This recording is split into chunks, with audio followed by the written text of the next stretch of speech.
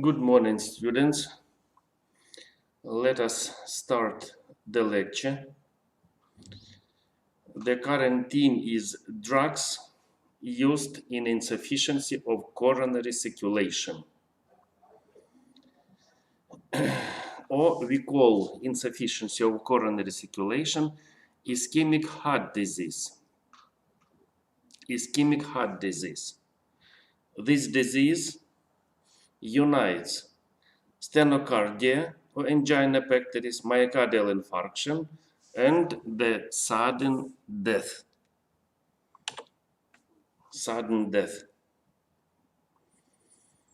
Principally, insufficiency of coronary circulation is the syndrome of disbalance between myocardium oxygen demand and blood oxygen delivery. Oxygen is delivered with blood. Oxygen is essential for any tissue and organ. For any tissue. For what? For any cell. For biochemical necessities, for metabolism, for synthesis, for different reactions.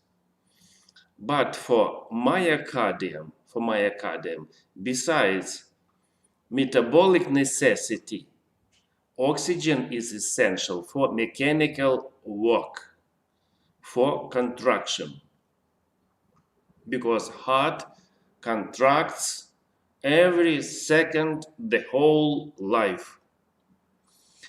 What does oxygen do? For what oxygen is essential? For contraction, for metabolic reactions. More precisely, essential is energy. Energy.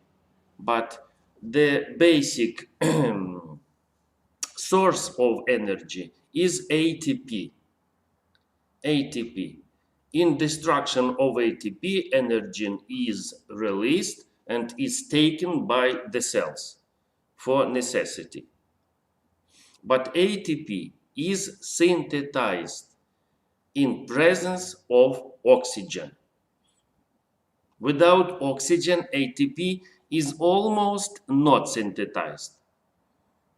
That is why oxygen is very essential, but oxygen is delivered with blood. So this balance between necessity and blood supply is developed because of increased heart work as a result of physical loading or psycho-emotional loading. The more hard work, the more necessity in energy and in ATP and in oxygen and in blood supply. And second, decreased blood circulation in myocardium as a result of sometimes functional spasm of coronary arteries, but more often. So the basic reason of ischemic heart disease development, organic narrowing of coronary arteries. This is the basic reason.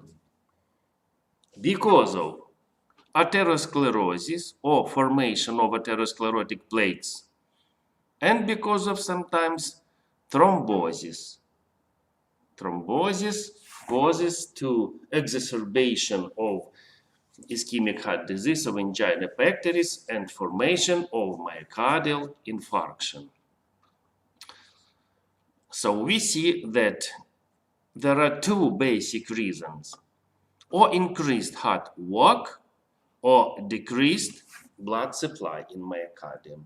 So there are two basic principles of treatment of ischemic heart disease. First of all, it is to decrease heart work.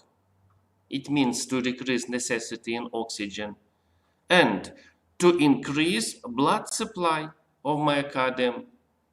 It is the same to increase delivery of oxygen to cardiac myocytes. Cardiac myocytes. That is why classification based on principles of elimination of this disbalance includes three groups. First group, drugs increasing coronary blood flow. Second, drugs decreasing oxygen demand. There are two principles, but groups you see three.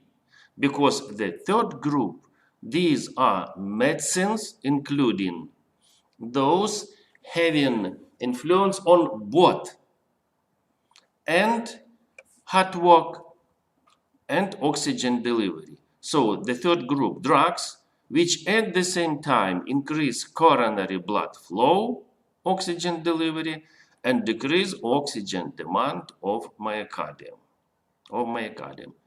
There are two principles, but there are three basic groups. And we understand that the third group is of greatest importance because the drugs united in this group have two principles of action. That's why let's start from this group. So this group, which are the most important, the most effective, include three pharmacological groups of anti-anginal drugs. These are organic nitrates, nitrites, and other agents releasing nitric oxide.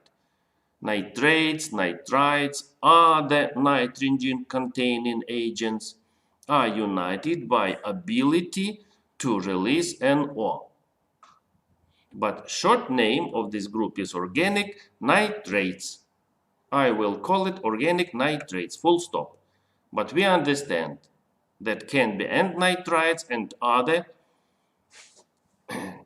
agents with different chemical structure, but able to release NO. Second group, calcium channel blockers and other drugs. Third, other drugs. You see amiodarone, ranolazine. So these are the most effective anti-anginal drugs. Anti-anginal means against angina pectoris. Effective in angina pectoris. Shortly, anti-anginal drugs. On the second place, there is the second group. Drugs decreasing oxygen demand of the myocardium. There are two ways to decrease oxygen demand: by decrease of heart work and by influence on metabolism. There are two groups decreasing heart work. These are beta adrenoblockers and agents causing bradycardia. Both groups act because of decrease of heart work. And agents influencing on metabolism are agents increasing stability of myocardium to hypoxia or cardioprotectors. This is one group. Cardioprotectors, it is the same. Agents increasing stability of myocardium to hypoxium. It means the drugs act on biochemical processes. These agents optimize energetic metabolism. This is second group by efficacy, and the third group by efficacy are agents dilating coronary arteries. Nowadays, these drugs are used rarely. They include myotropic dilators of coronary arteries, beta adrenomimetics or agents with beta adrenomimetic activity, and also agents with reflex type of action, dilating coronary arteries because of a reflex influence. Let us discuss these drugs, but first of all, of course, the most effective among them, organic nitrates, are used only for angina pectoris. That is why organic nitrates are really anti-anginal drugs only, because calcium channel blockers can be used for cardiac arrhythmias, sometimes for arterial hypertension. Other drugs, amiodarone, ranolazine, also can be used for cardiac arrhythmias, but organic nitrates used only for ischemic heart disease.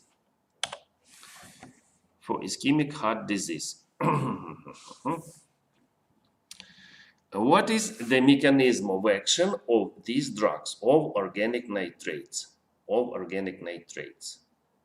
They include several agents used, but mechanism of action is one and the same because of ability to release NO. So the basic representative is nitroglycerin by the chemical structure glyceryl trinitrate. So these substances and other organic nitrates in our organism, in smooth muscle cells of vessels, are denatrated by enzymes mitochondrial aldehyde dehydrogenase. So mitochondrial aldehyde dehydrogenase destroys these molecules with release of NO. And NO in smooth muscle cell activates enzyme guanylyl cyclase that leads to activation of synthesis of cyclic guanosine monophosphate, CGMP. CGMP decreases calcium concentration in cytoplasm. That leads to dephosphorylation of light chains of myosin and relaxation of smooth muscle. So, organic nitrates release nitric oxide. Nitric oxide activates guanylyl cyclase that causes increase of synthesis of CGMP, and CGMP promotes reaction dephosphorylation of myosin. And myosin becomes non-active and is not able to interact with actin. So contraction is inhibited. That's why arteries are dilated, and not only arteries, but also veins. And I should say that first of all, veins are dilated and arteries. All the vessels are dilated. And what happened because of action of organic nitrate? For example, glycerin trinitrate. So all arteries are dilated. First of all, large peripheral veins. Dilation of peripheral veins leads to accumulation of blood in veins and decrease of venous blood influx to the heart. That's why it's easier for myocardium, for heart, to pump less volume of blood. This leads to decrease of cardiac preload. Cardiac load, but because of influence on precardiac link. Decrease of cardiac preload. Decrease of cardiac load means decrease of heart work, means decrease of oxygen demand. This is because of dilation of veins, arteries. Dilation of peripheral arteries causes decrease of peripheral resistance to blood flow that leads to decrease of cardiac post-load or after-load. Also load, but arteries localize after the heart. That's why we say after-load or post-load. So preload is decreased, post-load is decreased. Both leads to decrease of heart work, to decrease of oxygen demand. Next, decrease of venous blood influx to heart decreases diastolic tension of ventricles because of decrease of volume of blood within the ventricles. That leads to decrease of extravasal compression of coronary arteries and to increase of coronary blood flow. But basic influence on coronary arteries is dilation, because all arteries and peripheral and also coronary arteries are dilated. Dilation of coronary arteries causes increase of blood supply of ischemic zone, and without Steele syndrome, we should understand.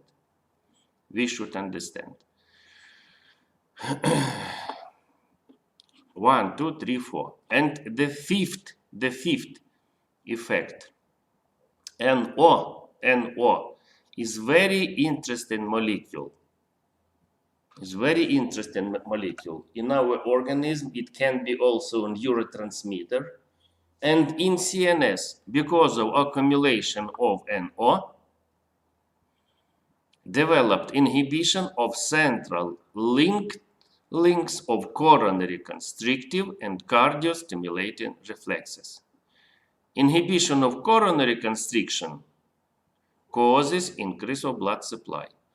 Inhibition of stimulation of heart causes decrease of oxygen demand.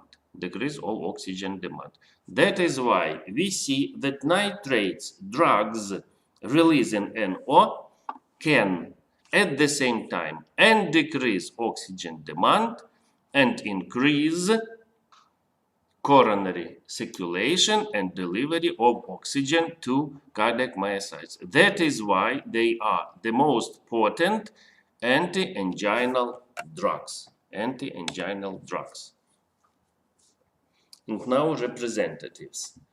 I told you the basic is glyceryl trinitrate or nitroglycerin. Besides isosorbide dinitrate belongs to this group. Isosorbide mononitrate more often we use. Besides nitroglycerin, isosorbide dinitrate, mononitrate. Sometimes we use pentaerythritol tetranitrate, sometimes erythritol tetranitrate. Pentaerythritol tetranitrate, separate agent, and erythritol tetranitrate. These are agents basically used among organic nitrates. Besides nitrates, to this group belongs molsidumine and nicorandil. They are not by the chemical structure nitrates, but they are able to release NO. Sidnonamine derivative molsidumine and nicotinamide derivative nicorandil. Efficacy of these two agents is a little less than of real nitrates. That is why they are used rarely. There are different trade names in these agents. We can use different preparations, but international name is glyceryl trinitrate, isosorbide dinitrate, isosorbide mononitrate. First of all, glyceryl trinitrate is the agent to stop attack of angina pectoris. To stop attack. It is used sublingually or intravenously. First of all, in attack, we administer sublingually glyceryl trinitrate. If attack is severe, we can administer intravenously. If we understand that this can be myocardial infarction, we introduce intravenously. What drug forms of nitroglycerin do we distinguish? We can use nitroglycerin in form of a tablet, sublingual tablet for sucking. We can use solution, oily or spirituous solution, which is used on piece of sugar sublingually, 1 to 2 drops. We can use capsule with solution, oily solution. This capsule is taken per os and is crushed, and agent should be in sublingual area. So tablets, solution in capsules, and one more very effective drug form, spray of nitroglycerin. And spray should be puffed in sublingual area. And in 1, 2, 3 minutes, as a rule, attack is over.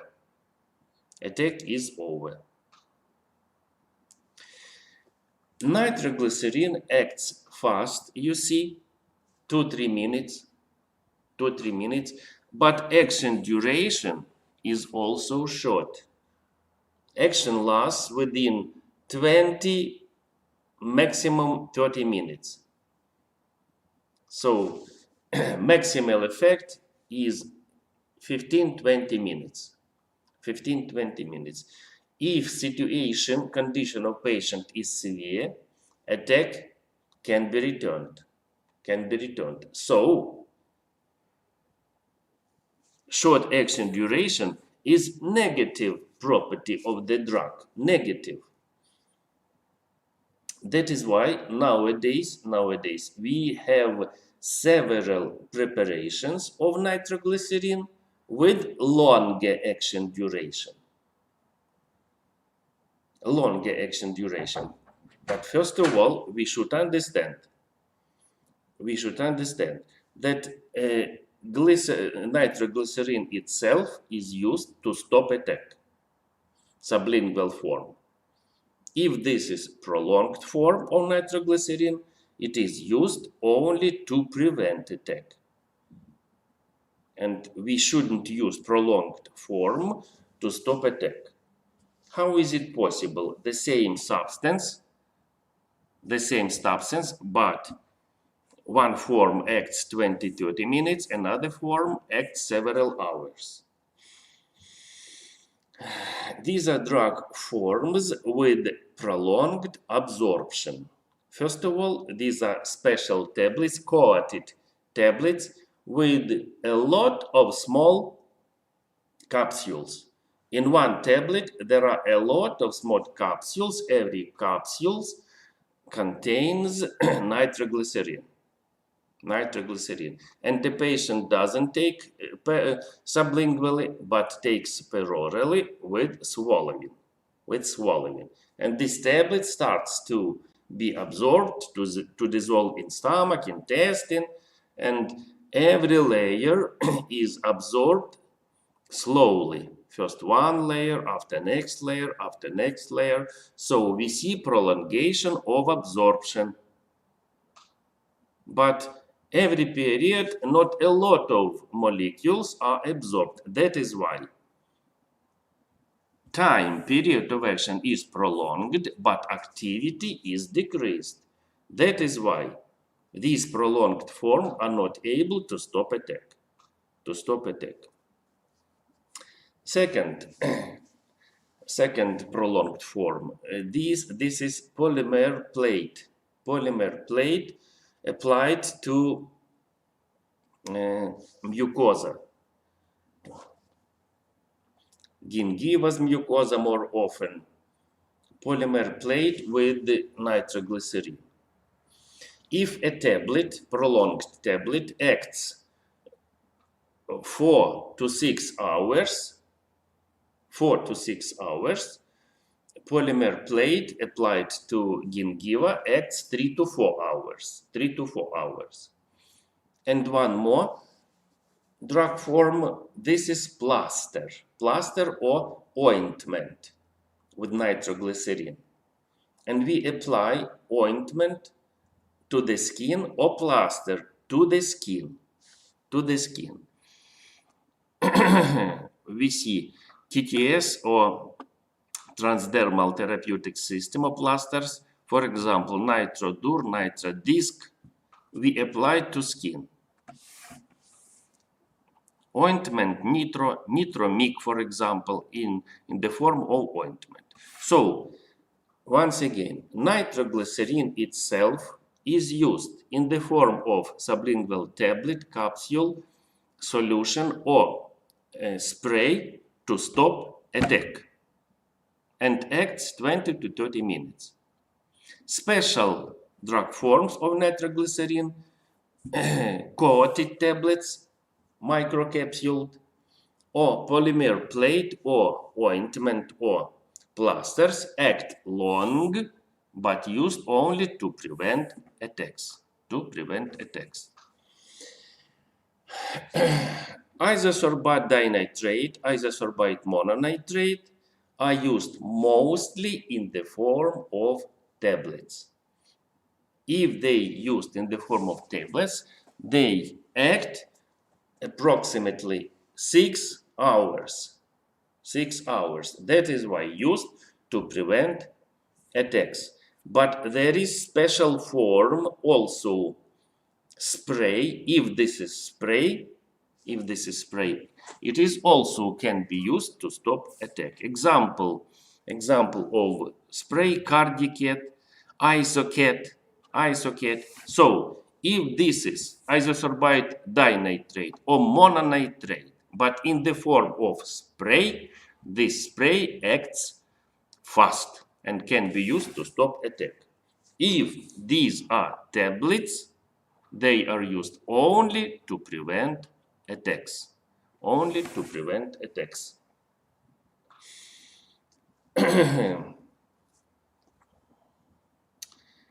Of course, organic nitrates cause specific side effects, especially short-acting drugs, if we use to stop attack. First of all, these drugs, because of ability to dilate both veins and arteries, decrease arterial pressure. So they cause arterial hypotension, causing sometimes dizziness, weakness. Second, all of them cause specific headache, pulsatile headache. Every heartbeat, a patient feels headache, pain in the head.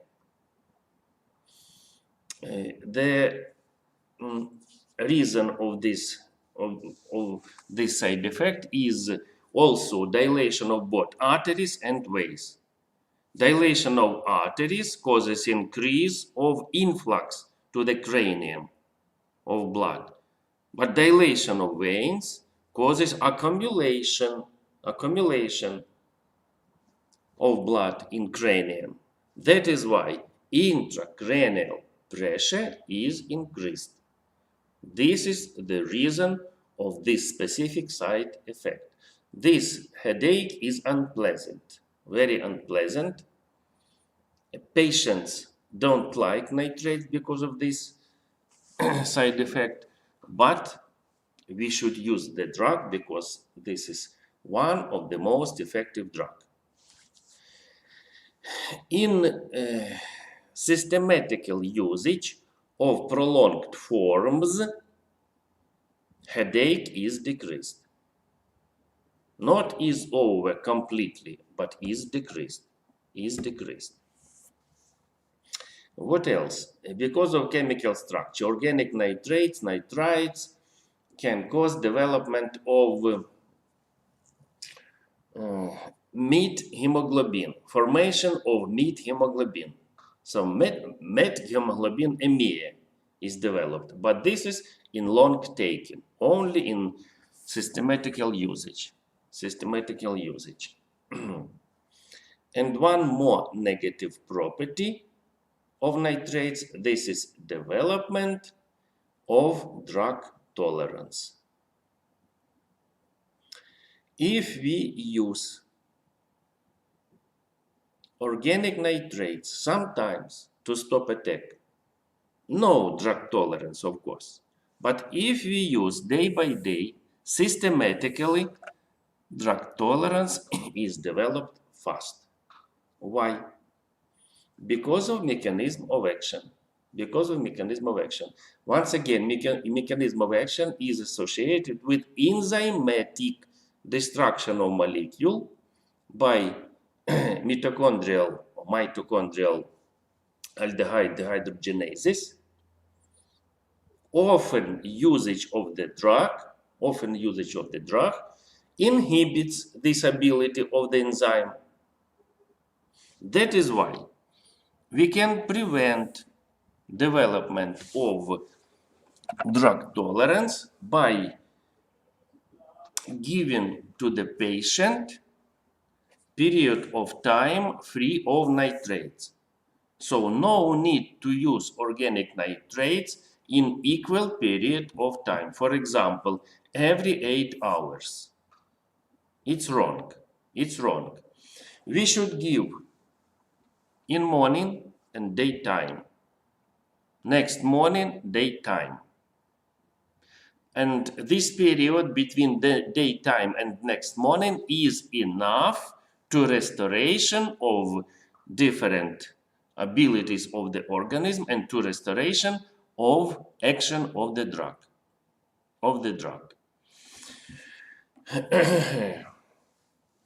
Molsidamine has a very close action to organic nitrates, but molsidamine, we should know, also can be used sublingually, a tablet sublingually to stop attack. Nicorandil is able to release NO, but at the same time it has additional mechanism, activation of potassium channels. So the drug activates potassium channels that causes excess of potassium, leading to blockade of calcium channels.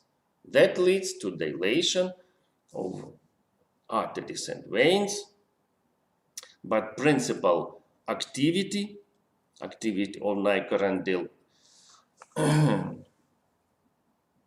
is less than activity of nitrates.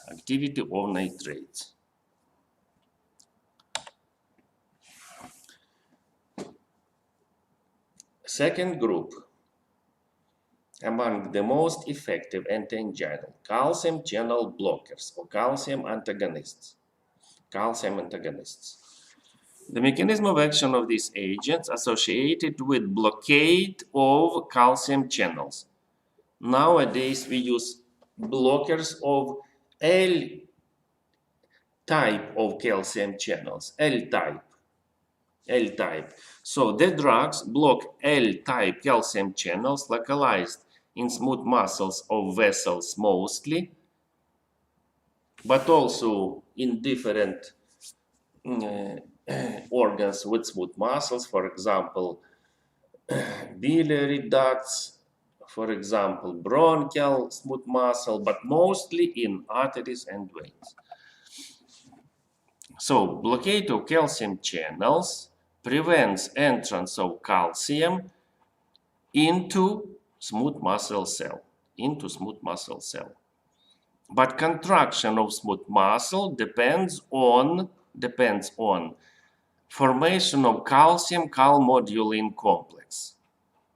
This complex activates interaction of myosin with actin. Without calcium, this complex is not active. So, decrease of entrance of calcium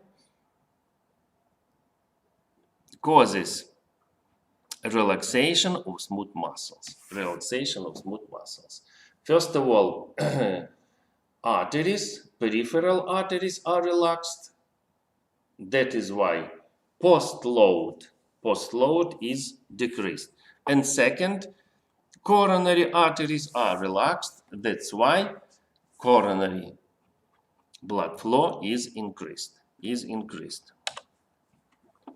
Calcium channel blockers act not only on smooth muscle cells. They act on smooth muscle cells of the blood vessels and on cardiac myocytes in the heart, and also on platelets. So, action on smooth muscles of vessels we have discussed. Once again, dilation of coronary arteries causes increase of coronary circulation, increase of oxygen delivery, and anginal effect. Dilation of peripheral arteries causes decrease of total peripheral resistance, decrease of systemic blood pressure, also hypotensive effect. But decrease of peripheral resistance, also decrease of heart work, and decrease of oxygen demand. So we see that if the agent acts on blood vessels, on vascular myocytes, it has anti-anginal and hypotensive effect. Platelets. Action on platelets causes decrease of calcium concentration in platelets, decreases aggregation of platelets. That leads to increase of capillary circulation or microcirculation and increase of transcapillary exchange. That leads to anti-anginal effect. Exchange includes also exchange of oxygenation of tissue, oxygenation. And action on cardiac myocytes. We distinguish cardiac myocytes contractile and of conductive system. So decrease calcium entrance to contractile cardiac myocytes decreases strength of heart contraction. That leads to decrease of heart work, decrease of oxygen demand. Action on conductive cardiac myocytes leads to decrease of automaticity in sinus node mostly, but also a little in atrioventricular load.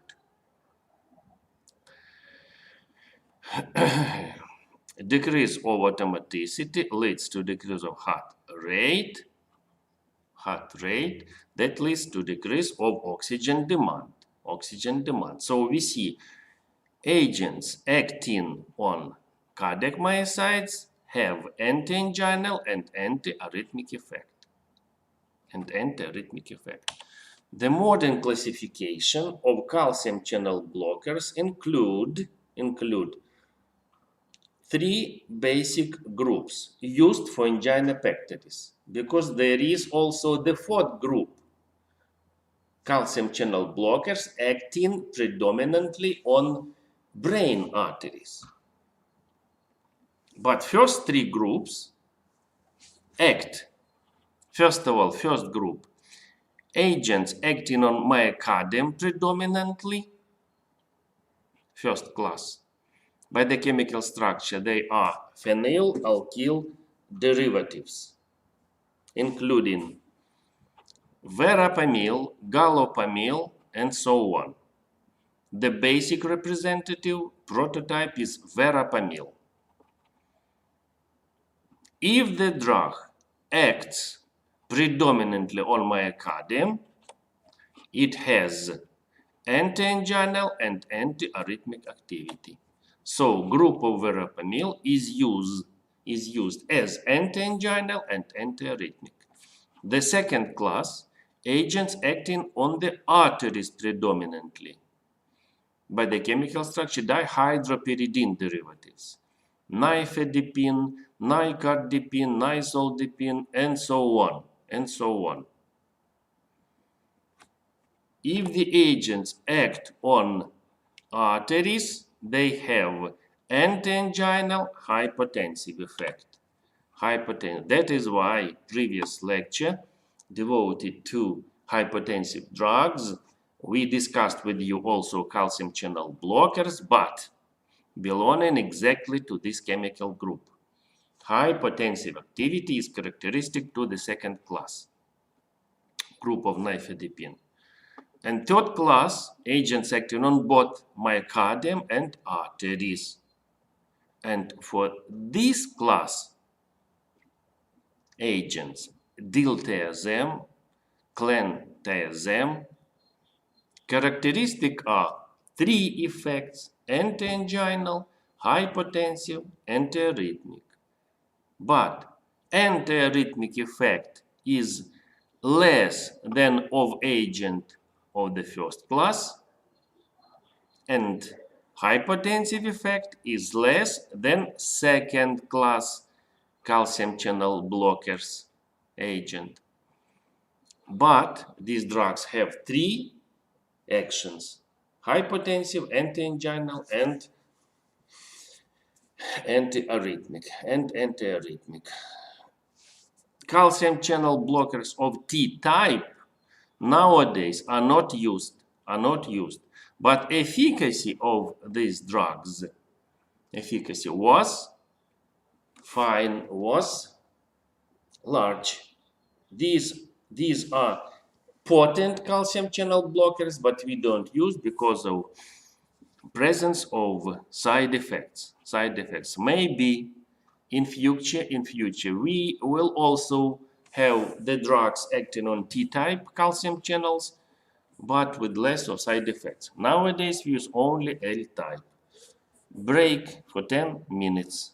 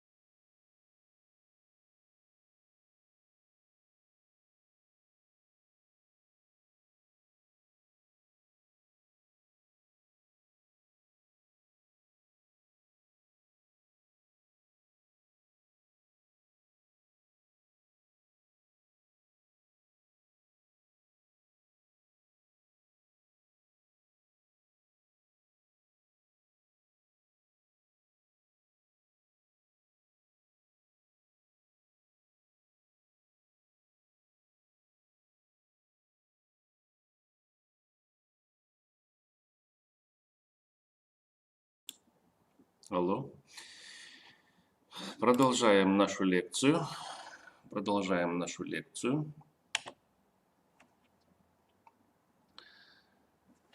Итак, let us continue our lecture. Other drugs. They include amiodarone and ranolazine. Amiodarone. Mechanism of action of this agent associated with blockade of potassium, sodium, and calcium channels in cardiomyocytes. Non-competitive blockade of alpha and beta adrenoceptors. And blockade of glucagon receptors in myocardium. These mechanisms cause following effect. Amiodarone reduces the heart rate and dilates blood vessels, including coronary. That is why it decreases both and heart work, necessitating oxygen, and increases oxygen and blood supply and oxygen delivery. That is why this agent has anti-anginal action.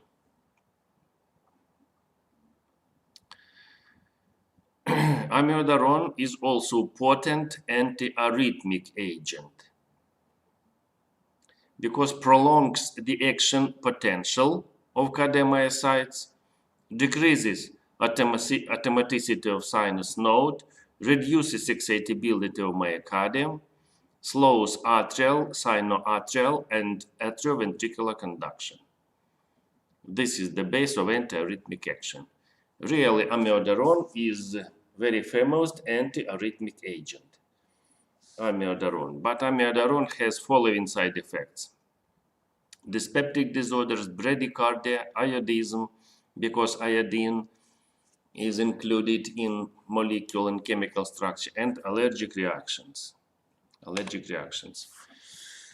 Ranolazine.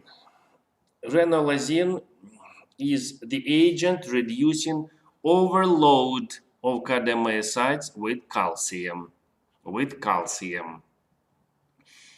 Mechanism of action is associated with selective inhibition of late sodium current in cardiac myocytes. It prevents the cardiomyocytes from overloading with sodium ions, thereby inhibits the reverse sodium-calcium metabolism and accumulation of calcium ions in the cells. This helps to improve the mechanical and electrical function of the myocardium by optimization, diastolic relaxation, and coronary blood flow without affection of hemodynamic parameters.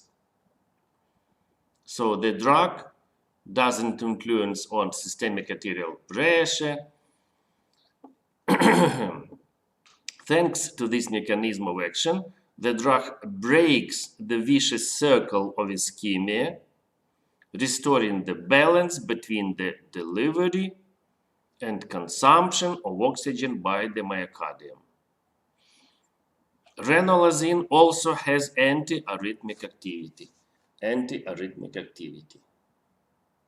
So, once again, organic nitrates, calcium channel blockers, amiodarone, and ranolazine are the drugs used for the first choice to treat angina pectoris. Second group, drugs decreasing heart work, that's why decreasing oxygen demand. First of all, they include beta adrenoblockers, which are very effective anti-anginal drugs. We distinguish non-selective, blocking beta-1, beta-2, propranolol, nadolol, sotalol, timolol, oxprenolol, pindolol, and so on. And more modern, later drugs, cardioselective, cardioselective metoprolol, tylenol, bisoprolol, nebivolol, and so on. All of them have high anti-anginal activity because, first of all, the drugs blocking beta-1 adrenoceptors of heart decrease automaticity, means heart rate, and contractility. That is why they decrease heart work and decrease necessity in energy, in oxygen. But at the same time, with anti-anginal effect, we have discussed with you, beta adrenal blockers are potent hypotensive agents and also effective antiarrhythmic.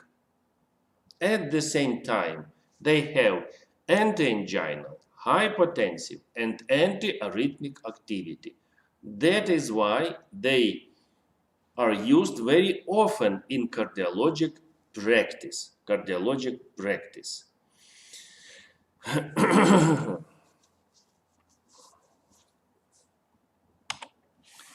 Agent causing bradycardia. Let us compare. Beta adrenal blockers also cause bradycardia, can cause bradycardia, decrease of heart rate. But at the same time, they cause decrease of contractility. And contractility and heart rate are decreased. But because of influence on contractility, beta adrenal blockers can provoke development of heart failure. This is not good, of course. That is why we are limited by increase of the dose of beta adrenal blocker. More often we use low doses and average doses, and mustn't use high doses of beta adrenal blockers. But agents causing bradycardia, these are ivabradine, elinidine, silobradine, zatebradine. More often is used ivabradine, more often. These agents are able only to decrease heart rate and don't reduce contractility. That's why don't cause development of heart failure. Don't provoke heart failure. Mechanism of action of these drugs associated with selective inhibition of IF channels of the cells of sinus node of the heart. IF channels, blockade of IF channels.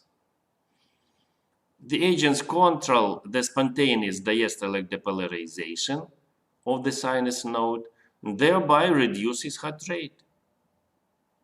Valid only at the level of the sinus node and does not affect the intra-arterial, atrioventricular, and intraventricular conduction, myocardial contractility, and ventricular repolarization. So this is typical anti-anginal drug. Comparatively, more often we use beta adrenal blockers.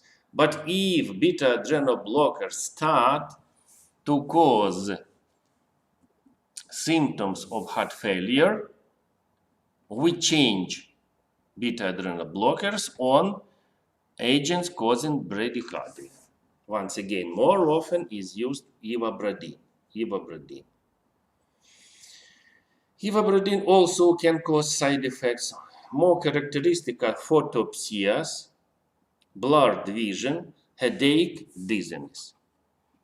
Rarely, but can cause side effects. Second ability to decrease necessity in oxygen by influence metabolic processes, by optimization of synthesis of ATP. So these drugs decrease in oxygen demand because of influence metabolic processes are called cardioprotectors. Cardioprotectors. They include, first subgroup, agents improving metabolism of myocardium in hypoxia, or antihypoxants themselves, meldonium, thiotriazoline, trimetazidine, cytochrome C, ubiquinone, pyridoxynyl glyoxylate, antihypoxants. Second subgroup, agents increasing energy supply of the myocardium, donators of energy. These are ATP long, ATP forte, long-acting molecules of ATP protected from cleavage. Long ago, we started to use ATP injections, but ATP injections is not effective because of fast cleavage.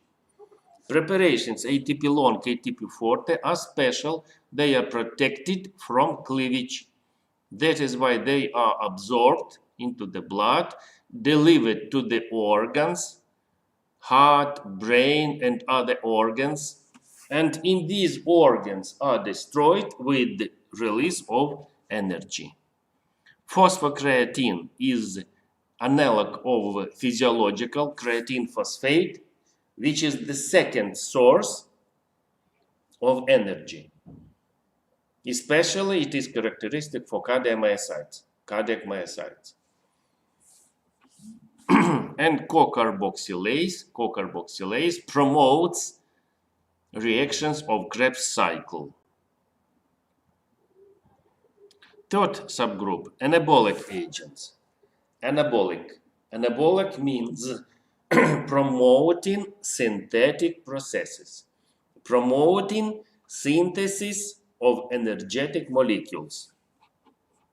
Non-steroidal and steroidal. Non-steroidal, inosine, potassium orotate, carnitine, steroidal, nandrolone, etc. And antioxidants. Antioxidants are non-specific agents inhibiting processes of peroxide oxidation of lipids. That is why protecting different cell membranes, different cells from affection by free radicals. These are ethyl-methyl hydroxypyridine succinate, tocopherol acetate, ascorbic acid, riboflavin, essentiale amoxicillin.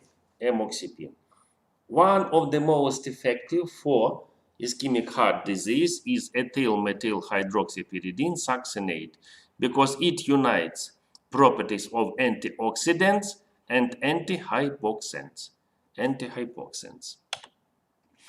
More often, for ischemic heart disease, we use these three cardioprotectors: trimetazidine, meldonium, ethyl-methyl hydroxypyridine succinate. Trimetazidine is widespread drug used in all of the countries, slows down fatty acid oxidation due to selective inhibition of long-chain 3-ketoacyl coenzyme A thiolase. This is mechanism of action, which leads to an increase in glucose oxidation and restoration of the conjugation between glycolysis and oxidative decarboxylation. Protects myocardium from ischemia. By a few words, switches oxidation of fatty acids to oxidation of glucose. This pathway,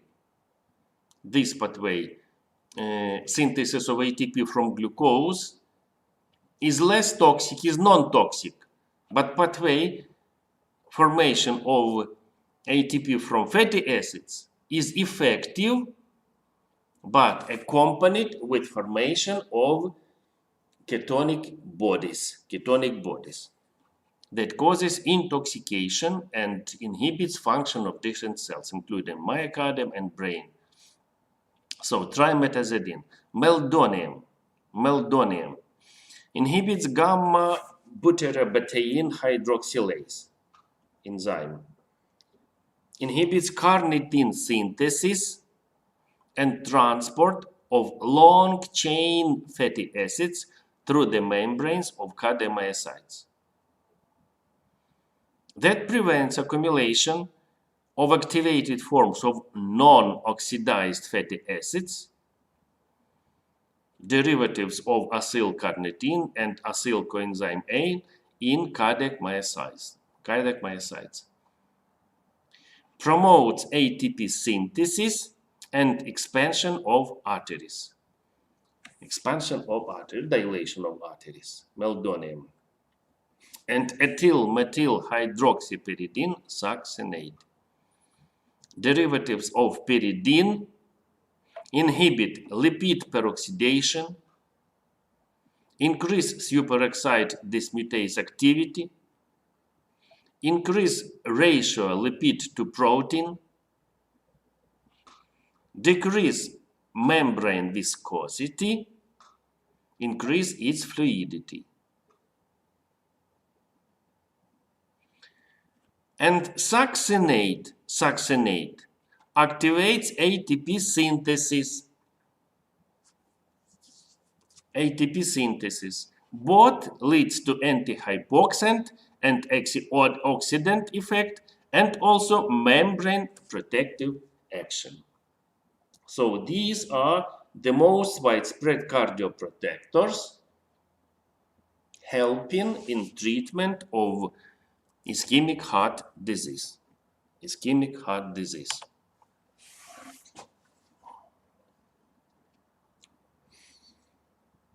The third group, agents increasing coronary blood flow. They were very popular 40, 50, 60 years ago. But nowadays, we use them very rarely because these drugs can cause Still syndrome. What is Still syndrome? This is associated with basic reason of ischemic heart disease.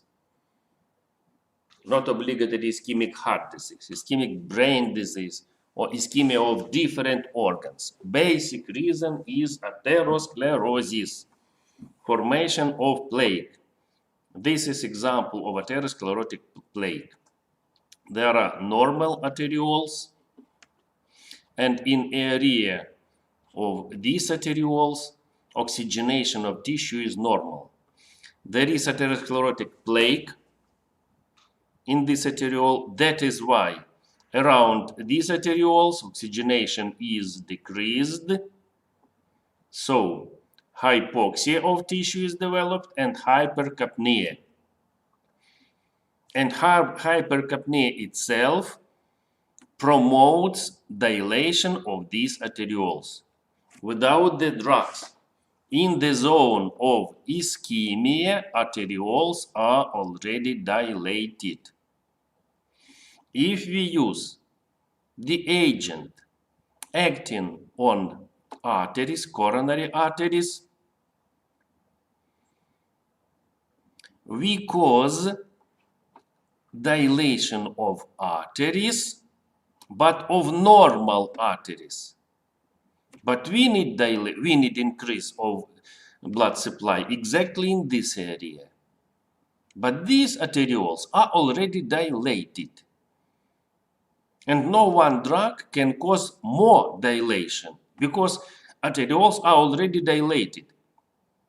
So usage of these drugs doesn't cause increase of blood supply exactly in this area, but causes increase of blood supply in this area.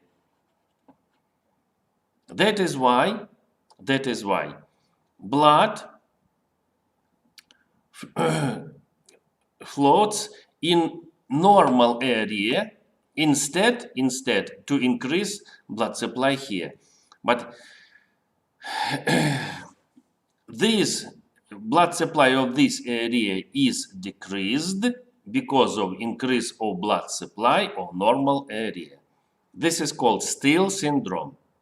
And usage of myotropic vasodilators more often promotes worsening of patient's condition. Sometimes we can use these drugs in Prince-Metal stenocardia or variant stenocardia, because the basic reason of this kind of stenocardia is vasospasm, spasm of coronary arteries. In spasms without atherosclerotic plaques, yes, these agents are effective.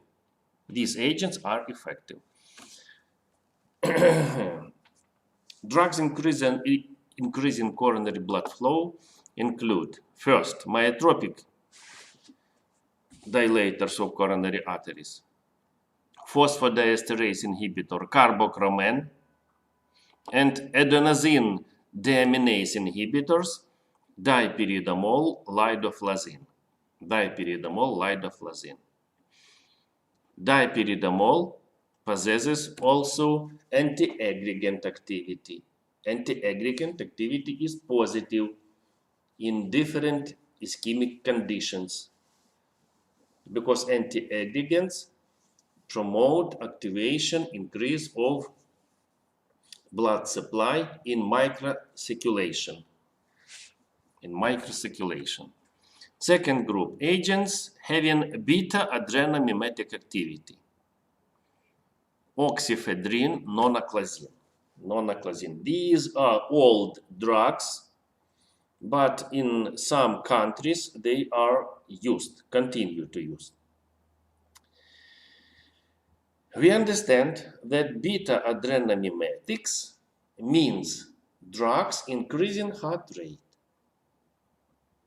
Exactly these, oxyphedrine and nonaclazine, stimulate more beta receptors of coronary arteries than beta receptors of cardiac myocytes.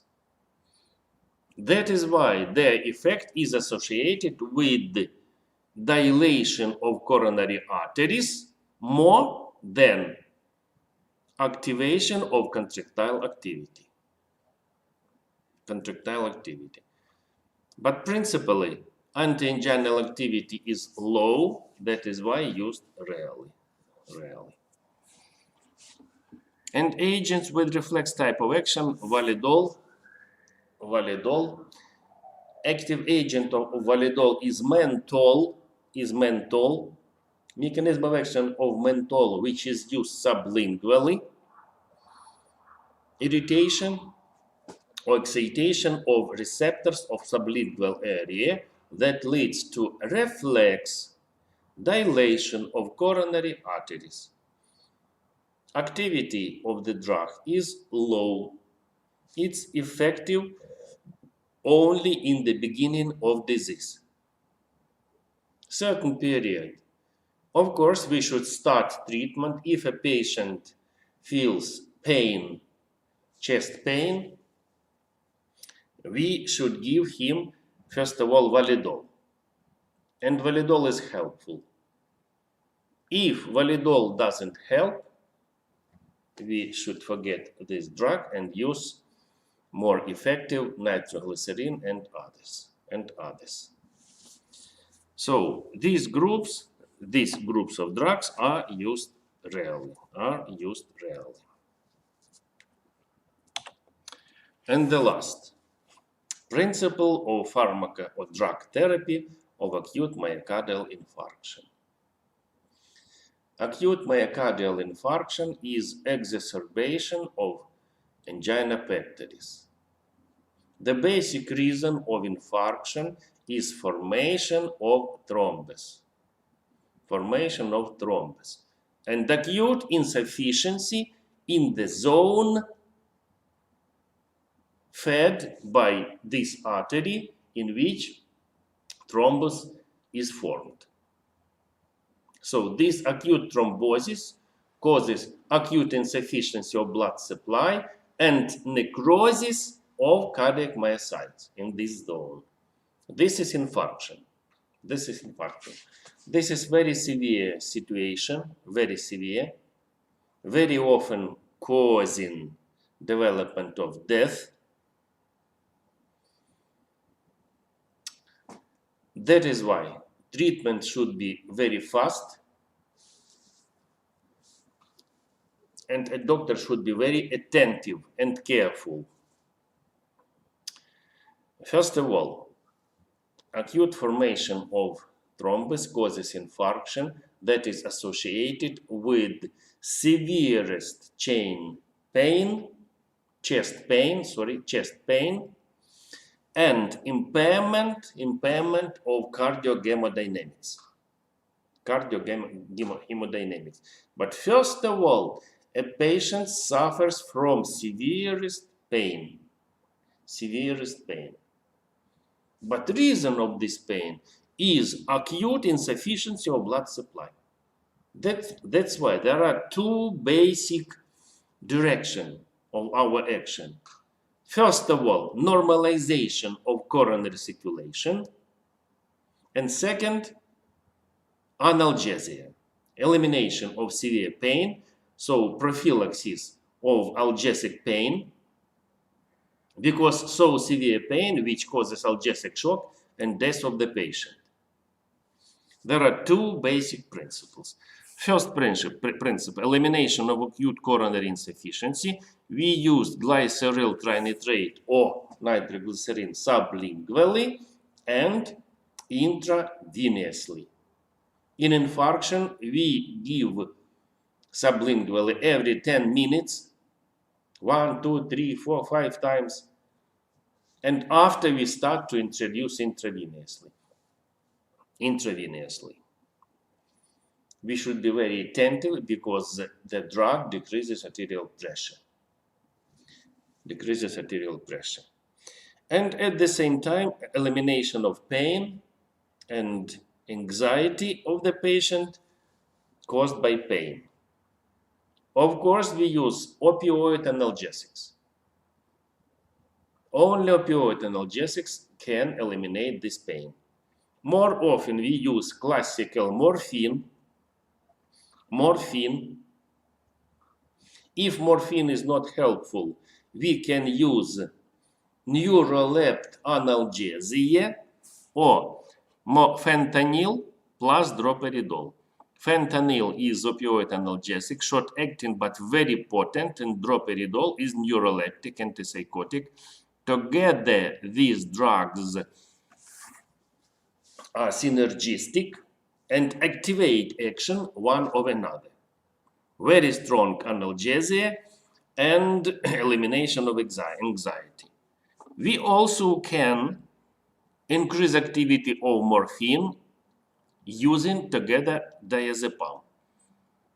Anxiolytic or tranquilizer diazepam helps to morphine. So morphine is not helpful. We can add diazepam or we can use fentanyl plus droperidol. Sometimes we use nitrous oxide together with oxygen. 50-50, 60-40 nitrous oxide, which is also very good analgesic for myocardial infarction. Third principles of treatment. Reason is formation of clot.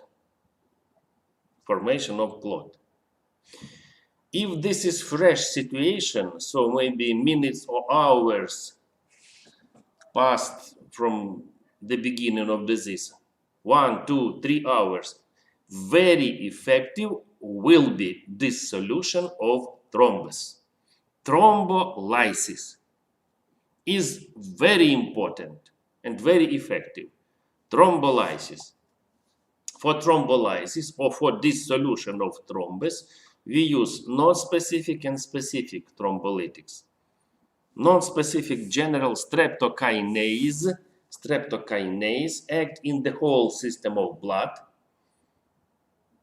activates destruction of fibrin, and alteplase, tenecteplase, acting in area only of thrombus.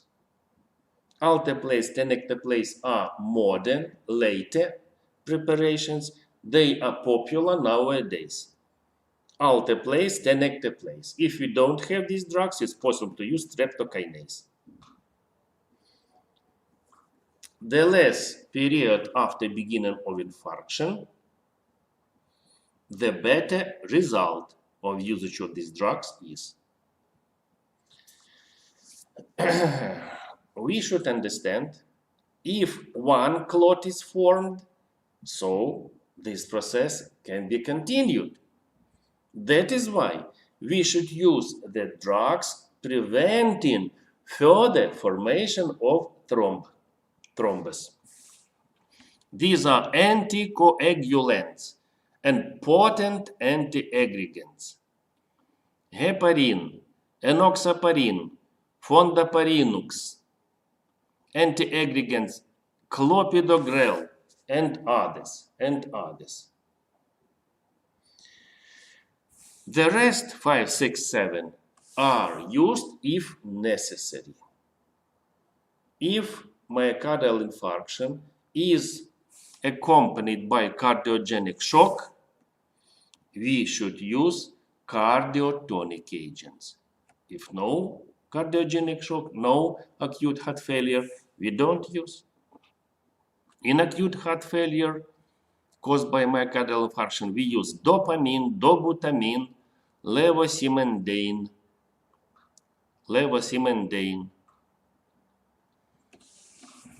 If myocardial infarction is accompanied by expressed arterial hypotension, we need normalization of arterial pressure. For this, we use alpha adrenomimetic phenylephrine. It's necessary to use exactly alpha adrenomimetics. Drugs stimulating beta adrenoreceptors are prohibited. It's prohibited to stimulate beta adrenoreceptors in myocardial infarction because they are localized in heart. So phenylephrine. If arterial pressure is normal, of course, no need to use phenylephrine. And cardiac arrhythmias. Cardiac arrhythmias is often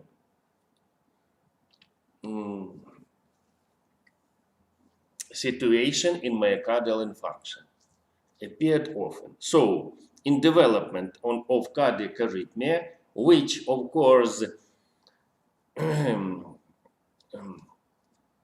worsening patient's condition, worsening blood supply in the organism, of course we should eliminate this condition, and we use antiarrhythmic drugs. More often for this situation we use lidocaine. Lidocaine is effective in ventricular arrhythmias, but the most dangerous are exactly ventricular arrhythmias. So in ventricular arrhythmias, in myocardial infarction, the best preparation is lidocaine. We also use beta adrenoblockers in small doses for myocardial infarction because they have an antiarrhythmic activity, but they also protect heart cardiac myocytes from influence of sympathetic nerves. But of course in small doses to avoid development of acute heart failure. The lecture is over. Goodbye.